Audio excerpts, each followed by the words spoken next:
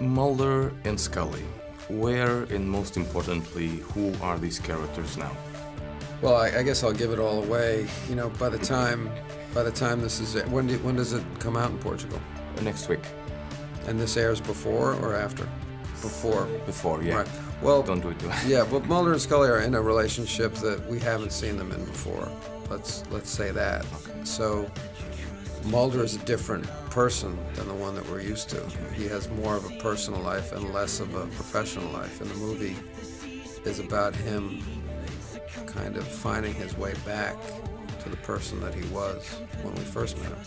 Getting back into character and rediscovering that chemistry you had with Gillian, was it a simple or a difficult task? How did you manage that?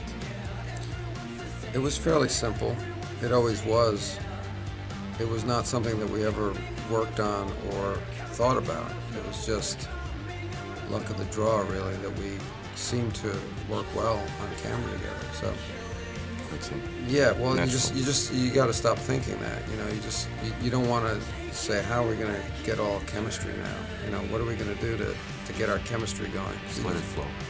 Yeah. Throughout those 9 years, the X-Files met a lot of writers and a lot of directors.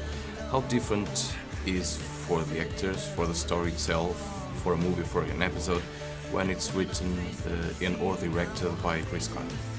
Well, there's a lot of trust involved, and trust and faith. Trust, I trust Chris, it's his show.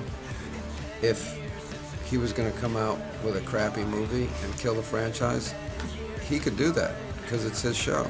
And I would just have to say, it was always your show and you do with it what you want. I didn't think he was going to do that, but it is his show. So, I trust that Chris, conversely, would come up with a story that was correct and right for this time in the ongoing process of the show. Faith in him as a first-time director for, you know, not a huge movie. It's a $29 million budget, but a movie that's now competing in a marketplace with $150 million movies. And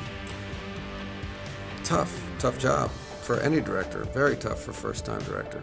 So, trust and faith. What do you think is the core of the X-Files success? I think initially when it came out, it filled a hole in programming where there wasn't a scary, mystical show.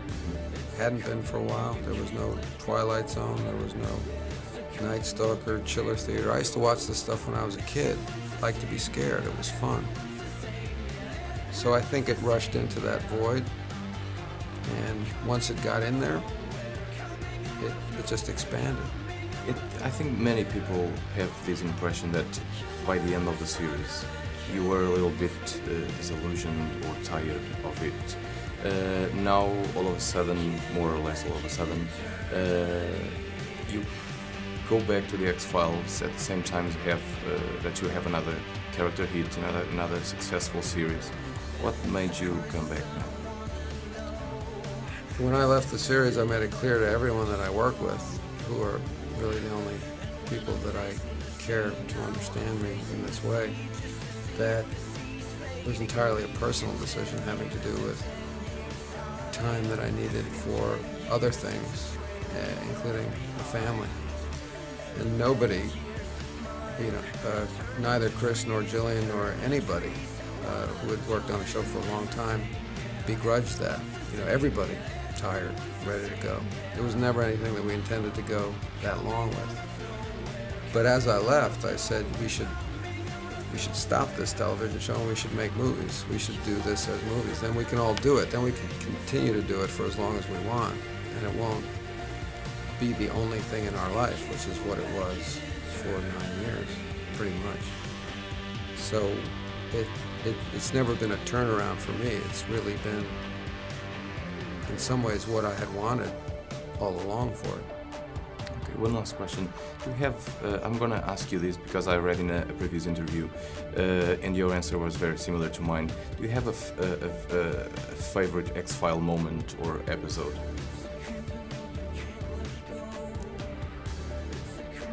Gee, I'm scared now because I want to give you the same answer. What did I say? You said the postmodern Prometheus. Yeah, when I danced with Scully. Yeah. Yeah, I was just about to say that. Because it's one of my favorite episodes. Yeah.